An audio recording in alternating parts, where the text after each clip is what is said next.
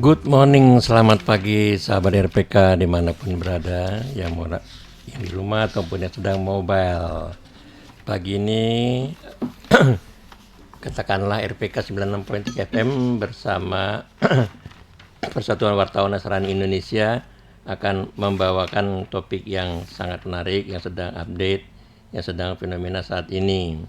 Topiknya adalah waspada jerat hukum bagi pengkhotbah. Dua narasumber kita sudah hadir di sini bersama Bang Fredrik J. Pinakunari SH. Beliau adalah seorang advokat dan beliau adalah pengawas Bang ya, PPHKI. Kita sapa dulu. Selamat pagi Bang Fredrik. Selamat pagi Bang Tony. Ya, yang kedua adalah Profesor Dr. Hoga Saragi ST MT IPM CIR MIEE. Beliau adalah guru besar Universitas Bakri. Selamat pagi Prof. Selamat pagi Bung Tony, selamat pagi sahabat RPK. Ya, baik sahabat RPK dimanapun berada. Kita sudah bersama Bang Fredrik sekarang. Kita akan bincang-bincang dulu ya. Kita sudah mengetahui ya, mungkin gak usah saya sebutkan lagi siapa yang pengkhotbah itu. Saya akan ke Bang Fredrik dulu ya. Dalam perkara penodaan agama, biasanya pasal mana yang dijadikan sebagai dasar pengajuan laporan dan dakwaan? Dan unsur-unsur apa yang perlu diperhatikan dalam pasal tersebut? Bang Fredrik dulu ya, silakan Bang Fredrik. Oke, baik. Terima kasih Bang Tony. Jadi perkara seperti ini itu bukan sekali dua kali ya. Ya. Topik ini sudah cukup sering terjadi. Dan karena itu sebagai lawyer kita tahu bahwa pasal yang cukup sering dipergunakan ketika mendakwa seseorang melakukan tindak pidana penodaan terhadap agama itu adalah pasal 156A KUHP. Ya, pasal 156A KUHP itu adalah pasal sisipan yang diambil dari Undang-Undang Nomor 1 PNPS tahun 1965. Intinya bahwa ada ancaman pidana ya selama-lamanya 5 tahun bagi barang siapa yang sengaja di muka umum mengeluarkan perasaan atau melakukan perbuatan yang pada pokoknya bersifat permusuhan, penyalahgunaan, atau penodaan terhadap suatu agama yang dianut di Indonesia dengan maksud agar supaya orang tidak menganut agama apapun juga yang bersendikan ketuhanan yang Maha Esa.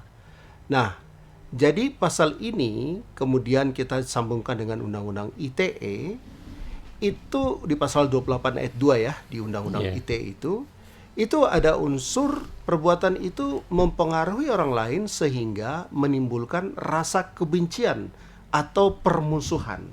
Permusuhan jadi ya. Ini yang menjadi sensitif adalah ketika seseorang berpendapat, berkomentar terhadap agama, suku, etnis yang lain, dan itu menimbulkan tadi ya, ada rasa kebencian di dalamnya, ada rasa tidak terima bahwa agama, kepercayaan, rasnya diejek, dihina misalnya, maka disitulah unsur ini menjadi rentan untuk dipergunakan ya, untuk dijadikan sebagai dasar pengajuan laporan pidana terkait dengan penodaan agama.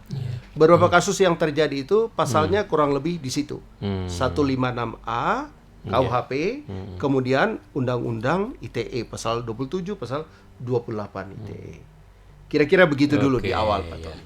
Ini kita sudah bicara masuk ke dasar hukumnya, kita melihat ke fenomena sosialnya dulu ke Prof ya. Prof, ini kita lihat fenomena sosial ini dulu nggak ada ya Prof, bahwa pendeta itu bisa dijerat hukum gitu ya. Saat ini sedang ada, bahkan Pak Andar Ismail itu yang selalu mengarang lagu itu selalu mengatakan selamat berkarya, selamat ini, selamat itu, selamat berkhotbah. Jadi kata pengkhotbah itu, pendeta itu sudah yakin bahwa gitu selamat gitu ya. Ternyata ada begini. Silakan Prof dikomentari kondisi yang seperti ini. Kenapa gitu? Silakan Prof. Katakanlah mungkin karena ada apa undang-undangnya yang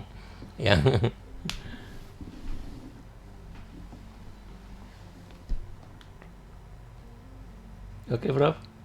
Ya. Langsung ya, di Saya, komentar oke. ya. Iya. Jadi ini saya pikir tadi Pak Fredrik tadi karena undang-undang saya ingatnya. Iya, nggak apa-apa. Terima kasih sahabat Radio Pelita Kasih ya. Memang ini bisa dikatakan kan apa ya? Judul kita kan waspada jerat hukum bagi pengkhotbah ya. Iya. Jadi ini ada sebuah resiko yang dihadapi oleh para pengkhotbah atau pembicara agama ya. Jika mereka tidak memperhatikan aturan hukum. Ya kan, terutama tadi yang disampaikan Pak Fredrik tadi ya, terutama dalam mengkhotbahkan tentang ceramah, pidato ya. Nah itu biasanya sih memang penistaan agama, penyebaran kebencian, penghasutan kekerasan. Jadi memang pengkhotbah itu perlu memahami batasan hukum, ya kan, supaya mereka tidak terjerat dalam masalah hukum. Nah di sini juga kita perlu tahu tadi Bung Johan sudah sampaikan tentang adanya undang-undang ya, memang itu perlu pengkhotbah perhatikan bahwa kebebasan berbicara ini dibatasi oleh undang-undang. Nah tentunya jangan juga melibatkan isu-isu sensitif, memicu konflik yang potensial ya, dan kalau bisa sampaikan aja pesan agama dengan bijaksana, bertanggung jawab, menghormati nilai-nilai pluralisme, keberagaman masyarakat, sehingga menghindari segala bentuk diskriminasi atau provokasi yang bisa melanggar hukum. Nah, ini tentunya di sini ada Bung Fredrik, Bung Johan ya. Bung Tony Hermando. Bung Tony, maaf Iya. Bung Tony Hermando, abang kita ini. Jadi jangan sampai nanti salah ucap kan. Nah gitu, jadi pengkhotbah itu bisa konsultasi dengan ahli hukum, pakar hukum. Nah tadi Bung Fredrik ada lembaganya nih, ya, lembaga yang berwenang untuk memastikan bahwa pesan mereka sesuai dengan hukum yang berlaku. Nah makanya saya tadi diskusi dengan Bung Tony ya, bahwa memang STT itu Bang perlu ada mata kuliah tentang hukum. Ya, itu tentang bagaimana cara berkhotbah tidak melanggar hukum gitu ya. Itu Bang. Baik. Silakan Bang, silakan. Nanti kita bahas, kita harus dengarkan yang satu ini. Silakan Sarah Naomi yang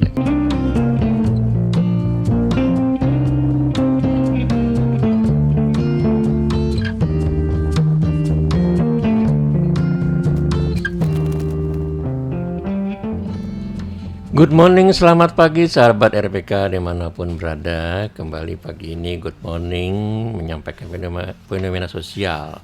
Topik kita pagi ini adalah waspada jerat hukum bagi para pengkhotbah.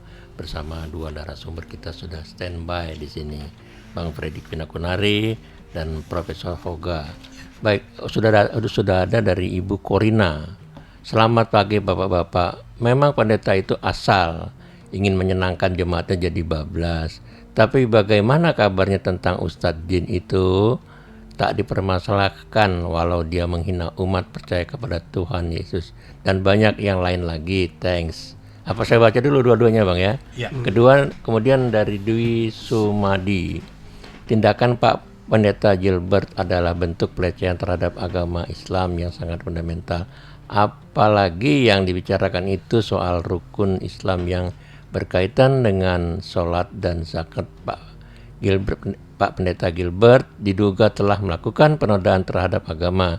Perbuatan Pak Pendeta Gilbert bisa dijerat dengan pasal 156A KUHP dan Undang-Undang PNPS nomor 1 tahun 65 tentang penodaan agama. Tindakan penodaan agama jelas adalah masalah serius. Silakan Bang Fredrik menjawab yang mana dulu? Oke, baik. Terima kasih. Kepada Ibu Korina dulu pertama ya. Iya. Bahwa proses ini sedang berjalan, ya, karena ini langsung bertanya tentang pendeta yang ingin menyenangkan jemaatnya jadinya bablas. Iya. Kita tahu sama-sama bahwa sekarang ini terkait dengan apa yang Ibu maksudkan, itu sudah ada laporan pidana yang diajukan. Ada beberapa kalangan atau pihak sudah mengajukan laporan. Tentu dasarnya kurang lebih yang sudah disampaikan juga oleh Bapak atau Ibu Dwi Semadi, yaitu pasal 156A KUHP gitu ya. Nah, inilah perlunya kita itu selalu led by the Spirit ya, ketika hamba Tuhan menyampaikan firman di gereja. Karena model gereja sekarang yang kita tahu sejak pandemi, kita ada yang namanya live streaming. Itu apa yang kita khotbahkan itu bisa diakses secara luas oleh masyarakat melalui fasilitas live streaming itu. Jadi saya setuju bahwa jangan kita misalnya seperti yang Ibu Corina sampaikan, menyenangkan jemaat sehingga menjadi bablas dalam penyampaian Injil atau kabar baik. Perlu kita tetap berhati-hati berbicara dalam koridor agama Kristen ketika sedang berkhotbah. Artinya yang kita bahas hanyalah terkait iman kepada Yesus Kristus, Alkitab, dan berdoa orang Kristen ya. Sehingga jangan sampai kita masuk atau offside ke wilayah agama yang lain. Nah, pertanyaan berikut, bagaimana kabar tentang Ustadz Jin itu? Saya paham tentang hal ini dan kita ketahui bersama, bisa kita lihat juga di media, bahwa terkait apa yang disampaikan Ustadz tersebut, sudah ada laporan pidana juga yang masuk. Bahwa sampai sekarang tidak ada tindak lanjut dari laporan pidana yang sudah masuk itu adalah domain atau kewenangan dari pihak kepolisian dalam menilai apakah pelaporan itu unsur-unsur pidananya sudah terpenuhi atau tidak. Nah, kalau kita punya waktu banyak kita akan diskusi lebih detail ya. Yeah. Tetapi kalau kita lihat dari dua contoh kasus ini, yang pertama yang baru sekarang ini kita ngobrolkan adalah masih dalam proses pengajuan laporan, belum ada perkembangan yang lebih lanjut, misalnya penetapan tersangka juga belum ada. Jadi itu yang pertama. Kalau yang mengenai Ustadz tersebut, laporan sudah masuk, tetapi sampai sekarang kita sama-sama tahu bahwa tidak ada proses yang berjalan terkait dengan hal itu. Maksudnya tidak naiklah ke penyidikan. Nah, terkait dengan Bapak atau Ibu Dwi Semadi, bahwa tindakan Pak Pendeta itu adalah pelecehan terhadap agama Islam yang sangat fundamental. Menurut saya, laporan sudah diajukan oleh beberapa kalangan terhadap pendeta yang bersangkutan. Tentu setuju pasal 156A KUHP dan Undang-Undang PNPS. Itu kurang lebih dasar-dasar hukum yang akan dipakai dalam menilai apakah perbuatan pendeta tersebut memenuhi unsur-unsur tersebut atau tidak. Nah, kita lihat saja perkembangannya seperti apa. Tetapi khusus untuk Pak Pendeta ini, proses hukumnya sedang berjalan. Kita sama-sama saksikan, dan melalui forum-forum seperti ini, kita sebagai orang Kristen mau menyampaikan kepada para hamba Tuhan penginjil, ketika menyampaikan Injil, itu perlu memperhatikan rambu-rambu hukum, tetap ada hikmat Tuhan, sehingga apa yang kita kabarkan itu memberkati orang, bukan malah membuat orang atau agama lain merasa tersinggung karena khotbah kita. Demikian Pak Tony. Baik ya, Prof, tadi kita sudah menyinggung tentang rambu-rambu hukum ini ya. Gimana Prof ini kemarin sempat nyalonin Dirjen Pembebas Kristen ya. Iya. Nah, itu kurikulumnya ini ya. Memang nggak salah, tapi kan seperti ada revolusi kan. Iya. Itu bahwa ada dunia sosial, medsos yang sekarang disebar instan gitu. Nah, ini yang katakanlah dunia pendidikan STT ini nggak menyadari hal itu. Silakan, Prof. Iya, terima kasih Bung Tony. Ini juga tadi pertanyaan Ibu Corina dan Dwi Samadi ya Pak ya. Iya. Jadi saya juga tadi Bung Tony tadi sempat kita diskusi ya Bung ya, bahwa memang kalau kita berperkara dengan satu orang, betul ya. Ini kan kita bisa damailah di tempat gitu ya. Iya, betul. Dengan orang tersebut. Nah, ini berperkara dengan banyak orang. Karena mereka memeluk agama yang lain di luar si pengkhotbahnya. Jadi menurut saya ini meminta maaf itu adalah jalan yang paling terbaik. Iya, cepat ya. Tapi kalau kita minta maaf kepada semua orang kan nggak mungkin juga ya. Iya, berapa banyak gitu. Jadi dan di sini juga nanti akan terus diajukan pelaporan terus ke pihak banyak. Nah, ini saya dapat juga masukan ya bahwa kebetulan Pak Fredrik juga ahlinya ya. Kalau bisa diselesaikan aja dulu satu. Nah, nanti laporan yang lain itu akan kalau dia itu memang tidak bersalah ya yang otomatis semua laporan lain gugur gitu.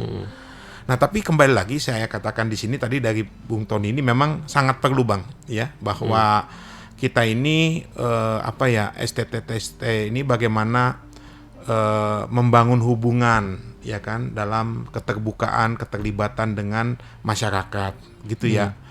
Karena juga menjadi teladan. Ada gitu telepon dari Pak Hendra. Sebentar. Oh ya, silakan. Halo Pak Hendra. Ya, selamat Selamat pagi Pak Hendra. Sudah lama ini Pak nih. Sudah lama nih, biasa ada kesibukan lain gitu. Oh iya silakan Pak Hendra ya. Ya, saya kira jelas ya, seorang pengkhotbah yang dihormati oleh jemaatnya, baik kapasitas regional ataupun nasional atau lokal, itu sebaiknya tidak menggunakan aturan atau kaidah agama lain. Betul, saya setuju. Karena ini jelas-jelas menyinggung koridor ranahnya agama lain. Itu tidak boleh, harus dengan bijak dan arif, sekalipun dia kaliber nasional atau internasional. Karena gak ada gunanya untuk meningkatkan popularitas dengan cara seperti itu gitu. Karena ini kalau ditiarkan di YouTube atau di media lain, itu jelas-jelas menghambat adanya asas toleransi beragama gitu loh. Kita harus berikan contoh ya, umat Kristen menjadi pilar yang baik, memberikan contoh yang baik bahwa dengan upaya ini tidak akan merusak atau bersinggungan dengan agama lain. Jadi mereka pun bisa memberikan mendapatkan tauladan yang baik, sehingga mereka pun mungkin agama yang lain, mohon maaf, akan menghormati dan memberikan toleransi serta respek yang baik sesuai dengan pasal 29 negara berdasarkan ketuhanan yang Maha Esa. Negara menjamin kemerdekaan bagi setiap warga negara untuk memeluk agama dan kepercayaan dengan rasa toleransi yang tinggi, Pak. Saya kira itu aja sih, Pak. Selamat pagi. Selamat pagi. Ya, Bagus selamat tadi pagi. dari Pak Hendrawan di Kemayoran kalau nggak Pak Sunter nih. Tapi kita nanti jawab ya. Pak Hendrawan, kita harus break dulu. Kita harus dengarkan yang satu ini ya, boleh ya? Oke, silakan. Good morning, selamat pagi sahabat RPK dimanapun berada. Pagi ini RPK 96.3 FM bersama Persatuan Wartawan Nasrani menyampaikan katakanlah diskusi. Topiknya adalah waspada jerat hukum bagi para pengkhotbah. Ya Bang, dilanjut Bang, tadi ada tanggapan dari Pak Hendrawan. Silakan ditanggapi. Oke, baik, terima kasih Bang Tony. Jadi menarik Pak Hendrawan tadi menyampaikan juga tentang masalah YouTube ya. Nah, karena itu saya perlu menjelaskan pasal 28 ayat 2 Undang-Undang ITE yang baru, Undang-Undang Nomor 1 Tahun 2024. Bunyinya gini, setiap orang dengan sengaja dan tanpa hak mendistribusikan atau mentransmisikan informasi elektronik dan atau dokumen elektronik yang sifatnya menghasut, mengajak atau mempengaruhi orang lain sehingga menimbulkan rasa kebencian atau permusuhan dan seterusnya. Nah, jadi di pasal 28 ayat 2 ini jelas menyampaikan bahwa kalau ada orang yang dengan sengaja tanpa hak kemudian dia mendistribusikan ya atau mentransmisi. Kalau distribusi itu ke banyak orang langsung. Kalau mentransmisi itu satu persatu, itu namanya transmisi. Kalau distribusi kita taruh di kita punya Facebook misalnya, kita taruh di YouTube kita misalnya, itu namanya distribusi. Nah, manakala konten itu menghasut, mengajak, mempengaruhi orang lain sehingga menimbulkan rasa kebencian atau permusuhan, nah ini bisa masuk dalam kategori pasal 28 ayat 2 tersebut. Nah, oleh karena itu, kembali kepada diskusi yang kita selenggarakan hari ini, konten yang disampaikan misalnya dari mimbar-mimbar gereja seharusnya dijaga sedemikian rupa, minta tuntunan Roh Kudus, supaya apa yang kita sampaikan di mimbar itu jangan sampai menimbulkan rasa kebencian. Kepada siapa? Kepada kelompok masyarakat tertentu berdasarkan ras, kebangsaan, etnis, warna kulit, agama, kepercayaan, jenis kelamin, disabilitas mental, atau disabilitas fisik. Jadi jaga betul-betul supaya apa yang kita sampaikan dari mimbar itu tidak membuat benci dari sisi yang tadi itu. Nah, dalam konteks yang kita diskusi sekarang ini dari sisi agama yang kita bicarakan, Iya. ya. Jangan, karena kalau itu kemudian konten itu menimbulkan rasa benci, maka itu bisa kemudian dijadikan sebagai dasar pelaporan pidana di kepolisian. Nah, inilah pentingnya untuk berhati-hati menjaga supaya konten dalam ibadah atau khotbah itu jangan sampai menimbulkan rasa kebencian. Dan rasa kebencian ini kan bisa sangat fleksibel. Iya. Tidak ada ukuran-ukuran yang begitu pasti gitu. Jadi sangat fleksibel. Itulah kenapa kita harus berhati-hati. Demikian. Oke, ya Prof silakan mau ditanggapi. Ya, sebenarnya kita kan di sini mencari solusi ya. Iya. Artinya radio Pelita Kasih ini kan bagus ya. Iya. Artinya bagaimana kita mencari solusi dengan adanya seperti ini, kita harus apa gitu. Iya. Nah, kita sebenarnya harusnya kolaborasi dengan umat beragama, interkeagamaan. Jadi bisa bekerja sama dengan pemimpin agama lain ya kan. Kunjungan ke lintas agama ya, kemudian tempat-tempat ibadah, proyek-proyek kemanusiaan. Karena dengan membangun solidaritas di antara komunitas beragama mungkin tidak terjadi perkataan ini. Biasanya kan pendeta-pendeta ini eksklusif ya. Nah, kalau bisa bergaul dengan lintas agama. Kemudian juga pendidikan agama yang inklusif ya, sehingga pendidikan agama kita ini STT ini harus tahu tentang nilai-nilai universal seperti perdamaian, kasih sayang, toleransi ya. Ini dapat mengurangi ketegangan antar umat beragama dan mempromosikan pemahaman yang lebih baik ya di masyarakat tentang agama-agama lain. Kemudian penyuluhan hukum ya, tadi Bang Fredrik juga sudah melakukan ya, mengadakan sesi penyuluhan hukum ya, supaya pengkhotbah ini memahami batasan-batasan hukum. Apa sih yang harus disampaikan tentang agama yang dikhotbahkan ya. Jadi menghindari potensi masalah hukum, memastikan bahwa pesan yang disampaikan sesuai dengan prinsip-prinsip hukum yang berlaku. Kemudian juga harus kita menggunakan media sosial dengan bijaksana ya, sehingga kita menyebarkan pesan-pesan positif, edukatif, perdamaian, toleransi, kerukunan beragama. Jadi kita gunakanlah platform digital ini dengan bijaksana seperti yang dikatakan Pak Fredrik tadi ya. Apalagi ini sudah orang banyak atau pakai YouTube atau Zoom ya. Ini juga perlu kerukunan antar umat beragama. Jadi kemudian juga keterampilan komunikasi antar agama ya, pelatihan workshop dengan agama lain ya, kemudian kemampuan bertukar pendapat terbuka, hormat sama agama lain ya, agama Islam, agama Kristen, Katolik, Buddha, Hindu ya. Jadi bisa mengelola konflik ya dengan cara damai lah dan konstruktif. Kemudian juga mendorong anggota jemaat untuk aktif ya, partisipasi dalam komunitas-komunitas yang melibatkan berbagai agama tanpa memandang agama atau kepercayaan ya, sehingga penggunaan teknologi juga dalam dakwah ya, aplikasi podcast, YouTube ya, menyebarkan pesan-pesan agama yang damai, toleransi, rukun ya, kolaborasi dengan institusi pendidikan, mengembangkan kerjasama dengan lintas sektoral, pelatihan keterampilan konflik, mediasi untuk mengelola konflik ya, pengkhotbah bisa damai, bisa efektif ya, advokasi untuk kebijakan inklusif, monitoring dan evaluasi program-program yang dilaksanakan dalam perdamaian, kerukunan umat beragama, dan kampanye kesadaran masyarakat tentang penyuluhan, tentunya toleransi, penghargaan terhadap perbedaan, penolakan terhadap kekerasan atau diskriminasi berbasis agama, dan pembentukan jaringan kerjasama antar umat beragama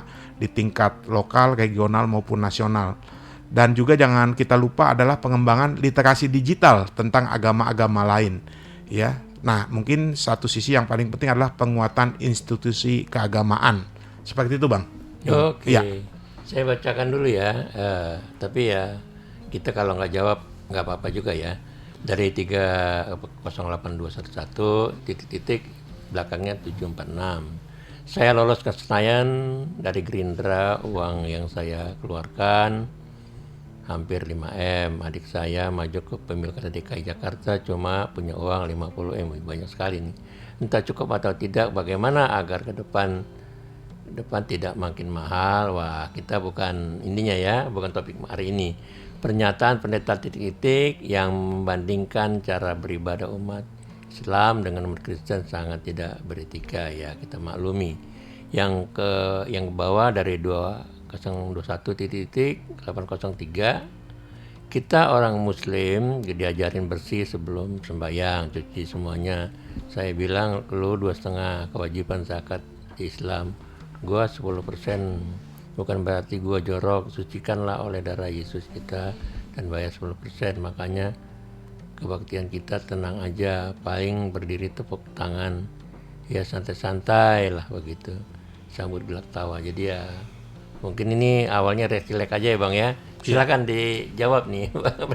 Oke, gini ya, siapapun pemuka agama yang membuat statement yang menimbulkan rasa kebencian bagi pemeluk agama yang lain, itu tidak dibenarkan.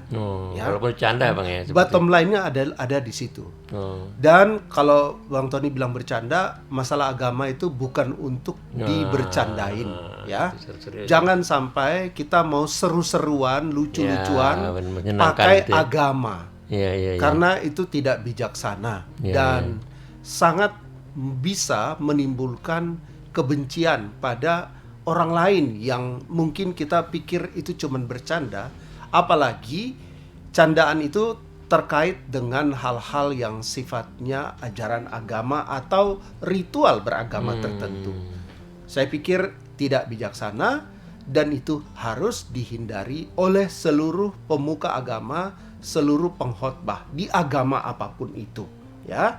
Karena tentu kita sebagai warga negara Indonesia, kita saling menghormati bahwa konstitusi menjamin hak untuk berekspresi, menyatakan pikiran, perasaan, pendapat, yes. Undang-Undang Dasar 45 menjamin itu, tetapi dalam menggunakan hak itu tidaklah boleh kita melanggar atau menimbulkan kebencian kepada orang lain dalam berbagai aspek yang tadi saya bilang, bukan cuma agama, tapi misalnya dari sisi tadi ya, disabilitas fisik, mental, suku, etnis, jenis kelamin, dan semua hal tadi tidaklah boleh kita itu menggunakan mereka sebagai bahan lelucuan, supaya misalnya apa yang kita sampaikan direspon baik oleh pendengar.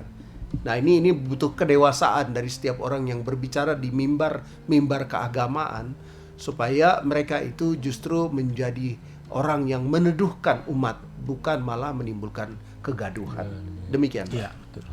Oke, setuju Pak. Kita break dulu ya, nanti Prof menanggapinya ya. Silakan Sarah Nomi.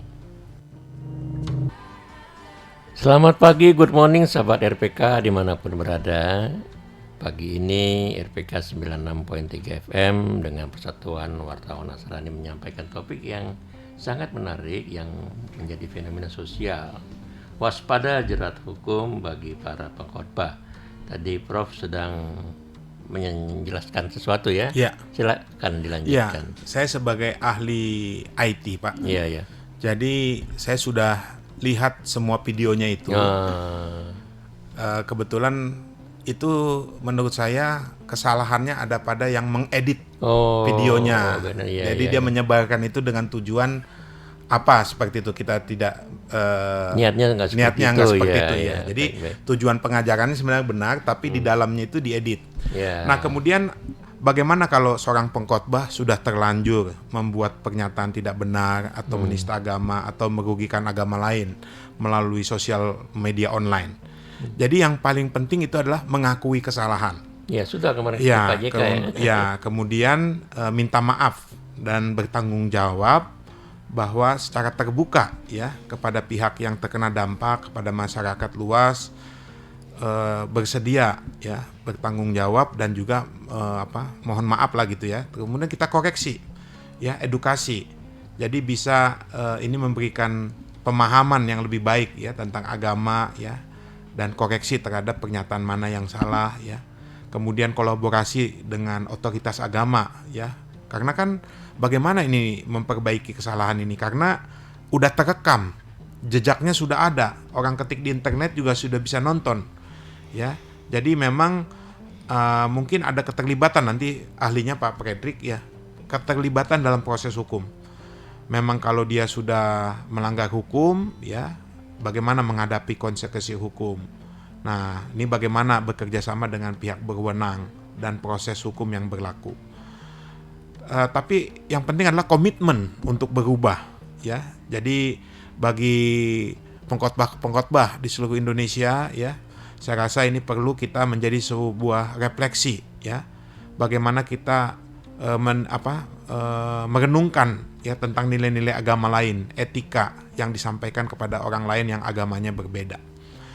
Jadi pengkhotbah juga bisa memulihkan kepercayaan masyarakat, memperbaiki hubungan yang rusak, dan berkontribusi pada pembangunan masyarakat yang lebih harmonis dan inklusif ya. Karena setelah mengakui kesalahan, mengambil langkah untuk memperbaiki situasi ya, dan mungkin ini menjadi pembelajaran ya, dan kita coba menggunakan pengaruh positif untuk mendukung kerukunan dan juga bagaimana memperbaiki reputasi ya, sehingga bisa ini membantu membangun masyarakat lebih damai dan lebih tentram. Demikian. Oke. Bung Tony. Ini ke Bang Fredrik nih, pertanyaan terakhir saya kira cukup panjang nih. Melihat isi pasal 156A KUHP yang luas seperti itu, cukup luas Bang ya. Beberapa penerapan pasal itu tidak mencerminkan keadilan karena bisa disesuaikan dengan kemauan politik kepolisian. Bagaimana tanggapan Abang? Itu pertama. Yang kedua adalah kita masih ingat kasus penodaan agama yang dilakukan pendeta Kace ya. Ada juga di situ Yahya Waloni. Mereka berdua sama-sama dihukum penjara. Apakah ada perbedaan jumlah lamanya di penjara? Saya kira ini kawan-kawan pewarna itu sampai ke daerah itu pagi tuh Bang, ke Kace sampai ke Tangerang. Ya saya lihat ya bedanya sampai sakit-sakit tuh dipaksa, kalau nggak ada pengacara wartawan tuh dia kena DB itu susah diobati. Silakan Bang. Oke, mengenai pasal 156A sendiri itu kan ada beberapa pihak yang sudah mengajukan judicial review ke Mahkamah Konstitusi. Intinya mereka sampaikan bahwa pasal yang bersangkutan itu seharusnya dibatalkan saja oleh Mahkamah Konstitusi.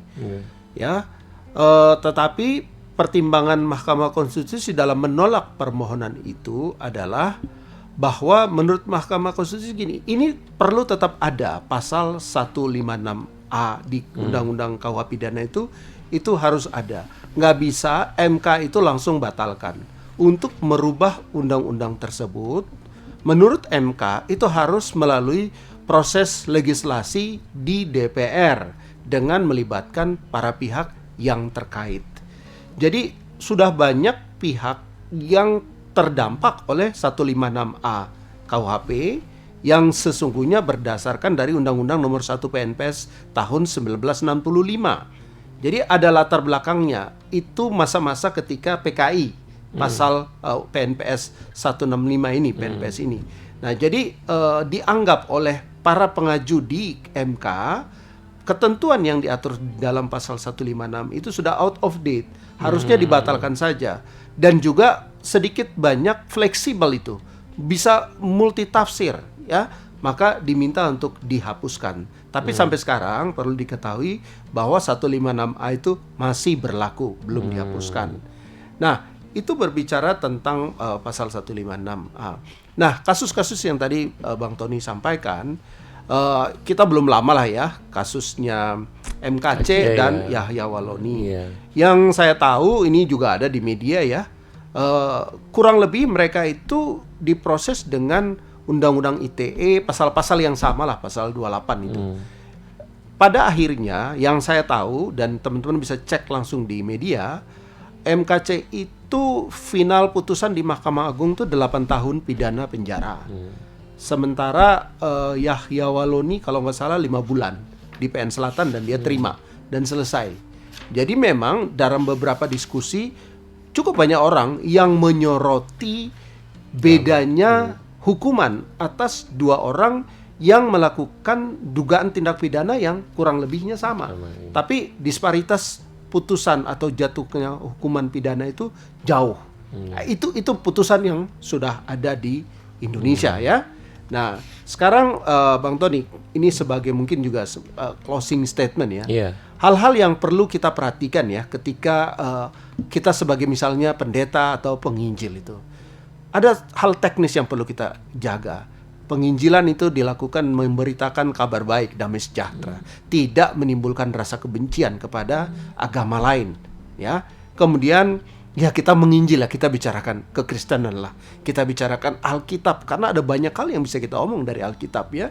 Kemudian tak perlu juga kita mengkaji atau membahas agama orang lain, apalagi kitab suci agama lain ya.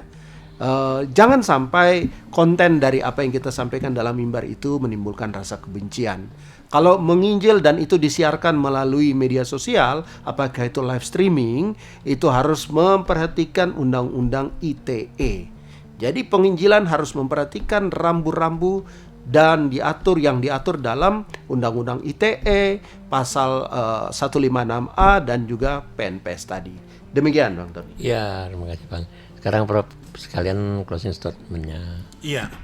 Jadi kalau dari saya sebenarnya kita itu ya dari hasil pembahasan kita ya bahwa kita harus menjaga kerukunan kedamaian ya. Saya setuju Bung Tony dengan Pak Frederick itu kan kita biasanya ada di RT RW ya. Itu rukun tangga, rukun warga ya. Jadi kita kerukunan. Kan ada itu, sungguh alangkah indahnya dan alangkah baiknya bila kita bersama, rukun bersama. Nah itu. Jadi kalau menurut saya kerukunan itu menghasilkan damai sejahtera, menghasilkan berkat. Untuk itu marilah kita rukun dalam umat beragama. Umat beragama sepakat mau membawa berkat katanya. Iya. Baik, sahabat RPK dimanapun berada. Ya. Ada pertanyaan lagi? Oh, ada lagi pertanyaan. Satu lagi boleh ya? Undang-undang penistaan agama hanya berlaku untuk manusia, tidak berlaku untuk yang bukan manusia. Ini ahlinya nih, ahli hukum nih, Pak Frederick nih. Aduh, apa nih? Oh, dari YouTube ya? Bisa nggak Bang satu ini Bang? Ya jelas lah bukan manusia. Coba Bang dari ya, YouTube. itu kalau kita bicara YouTube tadi masuk ke undang-undang ITE. Iya. Pasal 28 yang tadi sudah saya jelaskan. Bahwa manakala konten dari misalnya khotbah yang disiarkan melalui live streaming atau ditaruh di YouTube, itu kan masuk dalam kategori distribusi karena bisa diakses oleh banyak orang.